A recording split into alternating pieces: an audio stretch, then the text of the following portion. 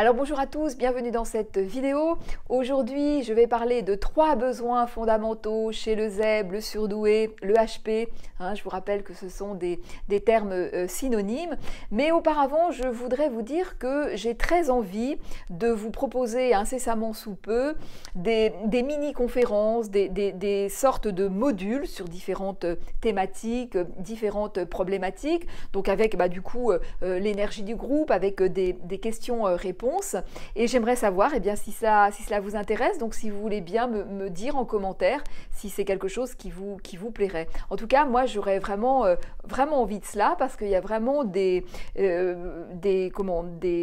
thèmes que j'aimerais décliner pleinement. En vidéo, ça ne s'y prête pas tellement bien, donc j'aimerais vraiment décliner, vous apporter ma vision et puis encore une fois, être dans la dynamique du groupe et des questions-réponses.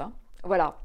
Alors, donc 3 besoins fondamentaux, j'ai choisi ces 3-là, bien évidemment il y en a d'autres. J'ai choisi ces 3-là parce que je les trouve assez complémentaires, assez essentiels, et puis parce qu'ils sont peu tangibles et du coup très, très intéressants. Parce que pour moi, on ne peut pas parler du profil atypique, du zèbre, du surdoué, sans parler également en termes d'énergie et aussi de spiritualité. Pour moi, c'est fondamental. Voilà par exemple typiquement des thèmes que j'aimerais aborder en conférence et vous dire pourquoi je vois les choses comme ça. Donc voilà, donc pour moi c'est fondamental. Je trouve qu'on parle trop souvent du profil atypique de façon trop typique et du coup ça marche pas bien. Alors mon premier besoin, c'est le besoin d'écho. Le HP a besoin d'écho et il manque énormément, cruellement d'écho sur ce qu'il est. Donc du coup, ça renforce son sentiment de solitude. On sait combien ce sont des personnes qui se sentent seules. Donc évidemment, pas d'écho sur soi, sentiment de solitude. Ça contribue également à les faire douter, évidemment, douter d'eux-mêmes. Ça donne également un sentiment d'insécurité. Tout est lié. De toute façon, chez le profil atypique, tout est lié. Dès qu'on touche une caractéristique, finalement, on touche toutes les autres. C'est ça sa grande différence. C'est cette façon qu'il a d'être au monde, de façon il relie tout, sa réalité interne, c'est vraiment ça. Tout est relié de façon très intense et de façon très fine. Et d'ailleurs, c'est marrant parce que c'est difficile de parler de cette différence, la différence du profil atypique. C'est difficile et par exemple en accompagnement, c'est évident. Moi, je fais de l'accompagnement depuis maintenant plus de 10 ans et donc avant, j'accompagnais des personnes plus classiques et on voit bien la différence. En accompagnement, c'est flagrant. C'est-à-dire qu'avec une personne classique, on va aller vraiment d'un point A à un point B, on va travailler sur des objectifs, on va essayer donc de faire quelque chose le plus clair possible. On va voir aussi tout de suite où la personne se planque. La personne fonctionne de façon beaucoup plus égotique, donc on voit tout de suite où est-ce qu'elle se planque. Le profil atypique, pas du tout. On ne peut pas faire quelque chose comme ça de plat et de linéaire. C'est du 3 dimensions. C'est du 3 dimensions et généralement, il n'y a pas ces planques-là. C'est vraiment... et là, c'est vraiment flagrant. C'est flagrant. Si on fait un accompagnement de façon classique, ça ne fonctionne pas. Et de la même façon que si on accompagne une personne classique sur un mode comme on fait avec le zèbre, la personne va être perdue, va être déstabilisée.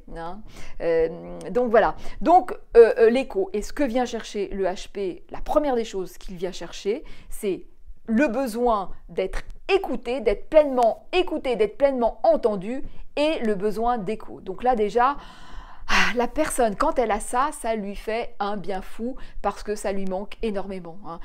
L'autre lui renvoie absolument pas ce qu'il est, soit de façon extrêmement parcellaire, ou alors c'est soit des étiquettes qui lui correspondent pas, donc il se demande bien pourquoi on le voit comme ça, parce que sa réalité interne, c'est pas du tout comme cela qu'il vit la chose, donc il va bien chercher pourquoi, ou alors l'autre lui renvoie juste une infime partie partie, hein, donc ça donne un truc un peu bizarre, hein. Moi je me rappelle, je crois que je l'avais déjà dit sur des vidéos, avant on me disait toujours mais pourquoi tu répètes tout 3 fois, on a compris.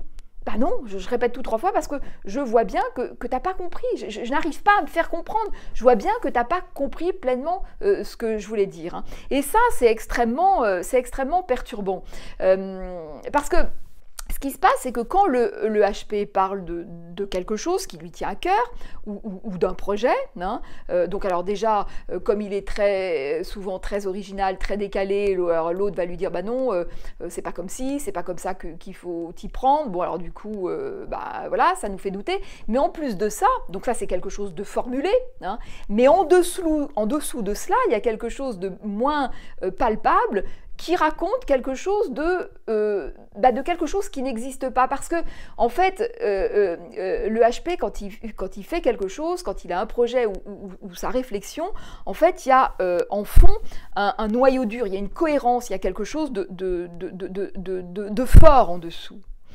Et l'autre, eh bien, ne voit pas ça, lui renvoie que soit quelque chose de périphérique, soit des choses finalement complètement secondaires. Et ça, du coup, c'est très étonnant parce que la chose la plus importante pour le HP, eh bien, c'est pas perçu. Donc ça fait vraiment douter et ça donne un effet, ça fait un petit peu bizarre, hein.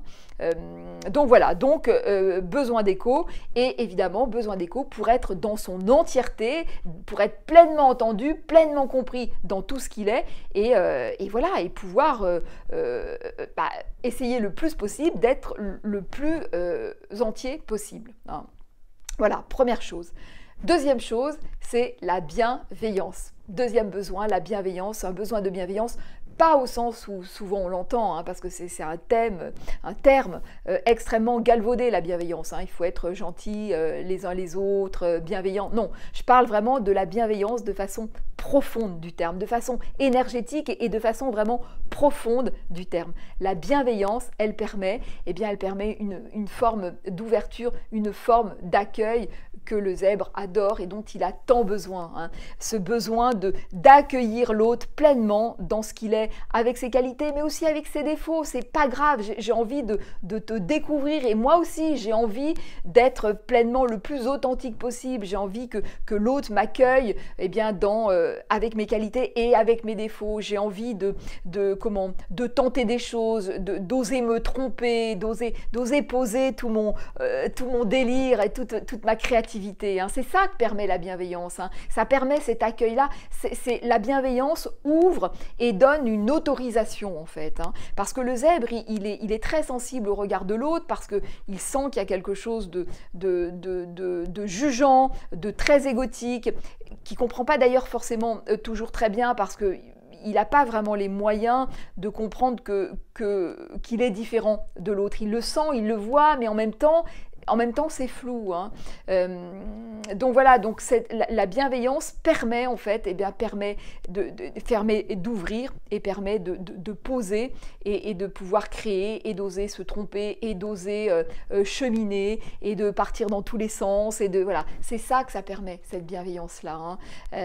Donc très très très important. Et le troisième besoin qui est finalement corrélé, hein, c'est le besoin d'espace. C'est le besoin d'espace. Le surdoué a besoin d'espace. Il a une intensité plus forte que la moyenne. Donc, s'il ne s'autorise pas cet espace-là, ça va pas bien se passer pour lui, hein. On entend souvent dire des personnes qui ont de la charge mentale, qui sont comme ça très très très en stress fort ou angoissées, hein.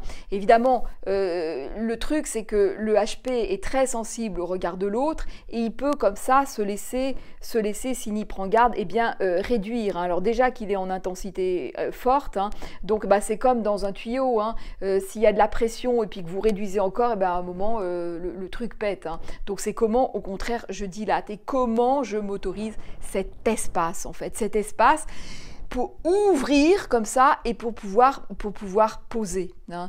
Le HP qui a besoin souvent de créer, quand tout est tout est contrit comme ça, eh bien, il n'y a plus la place, il ne peut plus rien créer. Hein. Moi, je vois des personnes comme ça qui sont sur des projets et qui rament et qui rament, et tout est serré, tout est contrit, et on ne peut plus rien poser. Donc, offrez-vous de l'espace, offrez-vous des grandes balades dans la nature, rechargez-vous à des énergies plus fortes, et si jamais vous ne pouvez pas, pensez-y, pensez quand même sans ça, vous pouvez même en pensée vous offrir de l'espace en fait. Vous offrir de l'espace, vous pouvez vous mettre par exemple de la musique, mais même voilà, faire ne serait-ce que ce geste.